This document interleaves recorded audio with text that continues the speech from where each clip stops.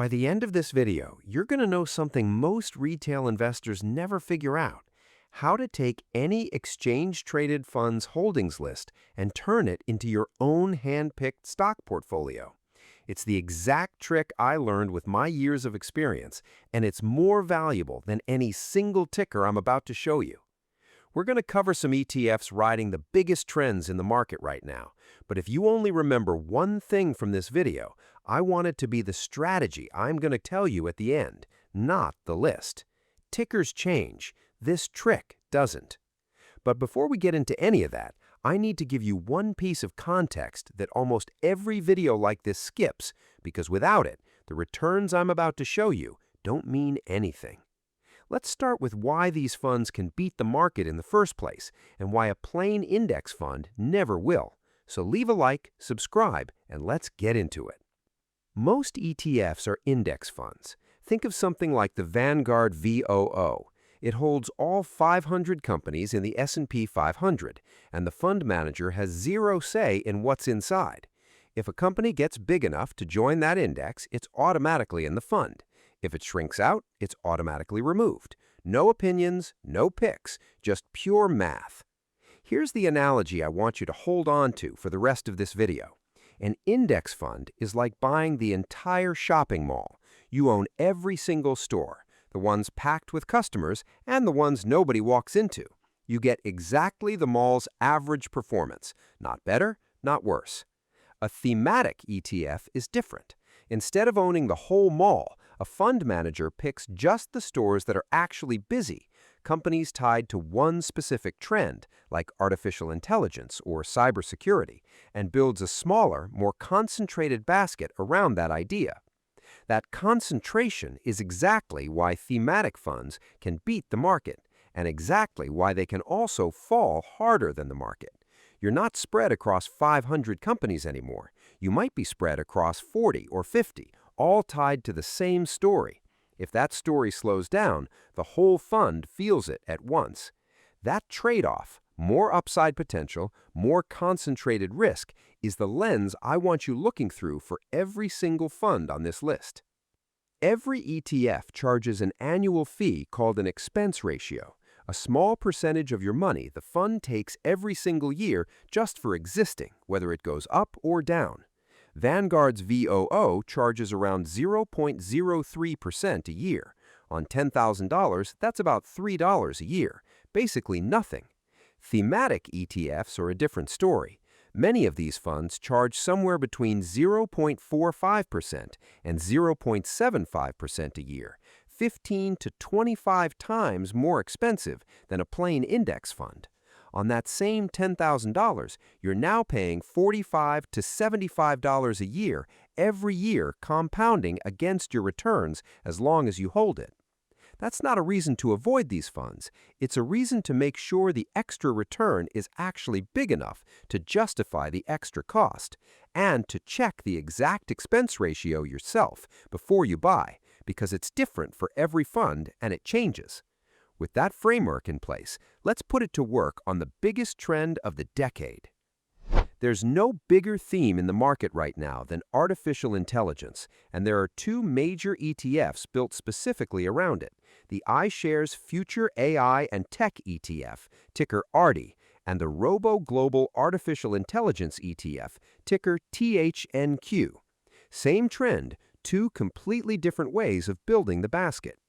ARTI holds around 49 companies spanning the entire AI supply chain: chip makers, infrastructure, software. But here's the key detail: it's concentrated. Its top 10 holdings make up roughly 40+% of the entire fund. Names like Micron Technology, AMD, NVIDIA, and Taiwan Semiconductor carry outsized weight. THNQ holds a similar number of stocks, many of the same companies actually, but takes the opposite approach. It's roughly equal weighted, meaning most individual stocks sit around 2 to 3% of the portfolio, instead of some names dominating. Here's the analogy. Imagine you're at a poker table with 10 chips. ARTI's approach is stacking most of your chips on the 2 or 3 hands you're most confident in.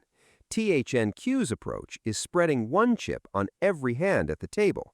When your top picks are right, Concentration wins big. When they're wrong, it costs you big. Equal weighting trades away some of that upside for a steadier ride. You're not betting on the fund manager's specific picks being right. You're betting on the whole theme. One more detail worth knowing. Both funds give you access to companies you likely couldn't easily buy on a U.S. brokerage otherwise, stocks that trade primarily on foreign exchanges in places like Taiwan or Japan, which matters because a huge amount of the actual physical AI supply chain, chips, components, manufacturing, sits outside the U.S. AI isn't the only trend baked into most portfolios without anyone realizing it. Here's the one I'd actually call more durable, and it comes with a real, very current risk story worth understanding correctly.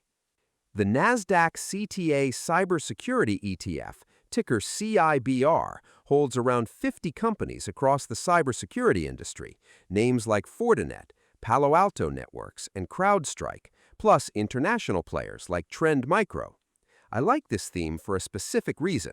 Cybersecurity spending isn't optional for most large companies the way some tech spending is. When budgets tighten, marketing gets cut before security does. That makes this a theme that tends to hold up better in a slowdown than something purely growth-driven like AI. And there's a real, very recent reason this theme matters even more right now.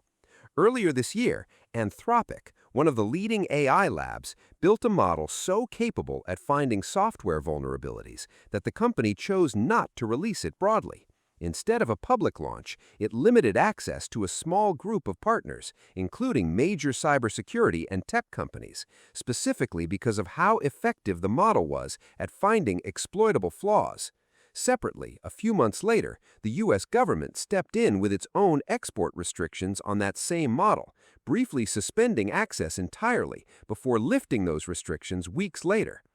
That's the important part. It wasn't one overreaction from one party. It was an AI company and the U.S. government independently treating AI-powered hacking as a serious near-term risk. That's not fear-mongering. That's two separate institutions reaching the same conclusion from two different angles. And every company exposed to that risk is a potential customer for the cybersecurity industry. Now here's where I want to slow down, because this next part is the actual centerpiece of this video. Here's the technique I promised you at the start. Most people either buy the whole ETF or ignore it completely. There's a third option nobody talks about. Use the ETF as a research tool, not just an investment. Every ETF publishes a full list of its holdings. You can find this on the fund provider's website, free, updated regularly. That list is the fund manager's actual homework. They've already done the hard part. They scanned an entire industry and picked the companies worth including. Step 1, pull the fund's holdings page. Here's the trick. Not every stock in a themed ETF is actually a pure play on that theme. Some are only loosely connected. Take a cybersecurity fund, for example. You'll often find networking or infrastructure companies included because they touch security in a minor way, even though it's not really their core business. Step 2, separate the pure plays from the loosely connected names. So instead of buying the whole basket, you go through the list and shortlist the 5, 8, 10 names that are genuinely central to the theme. Then you research those individually and decide, do I want the fund's built-in diversification, or do I want to concentrate in the names I believe most? Step 3, shortlist, research, decide. Fund, stocks, or both. This isn't about timing the market or being smarter than professional managers. It's about using their published research as your starting point instead of your ending point. You skip weeks of screening an entire industry from scratch, and you still end up with a portfolio you actually understand, stock by stock, instead of a black box of 50 tickers you couldn't name me if I asked you right now. Here's the framework I'd use. Treat a broad index fund like VOO as your core, the steady, low-cost foundation of your portfolio that guarantees you at least capture the market's return. Then treat thematic ETFs as a satellite around that core, a smaller slice where you're making a deliberate bet on specific trends you understand and believe in. The mistake to avoid, putting a large chunk of your portfolio into any single thematic fund, no matter how good the last 12 months looked. A fund that's up huge over 1 year can look completely different over 3 or 5, and a good rule of thumb is to check a fund's longer-term track record, not just whatever return happens to be splashed across a thumbnail. If you take one thing from this video, don't let it be a list of tickers. Let it be the 2 habits that actually matter. Check the expense ratio and the concentration before you buy any thematic fund, and use every ETF's holdings page as free research, whether or not you ever buy the fund itself. And if you want to learn more on retiring, make sure to watch this video as well.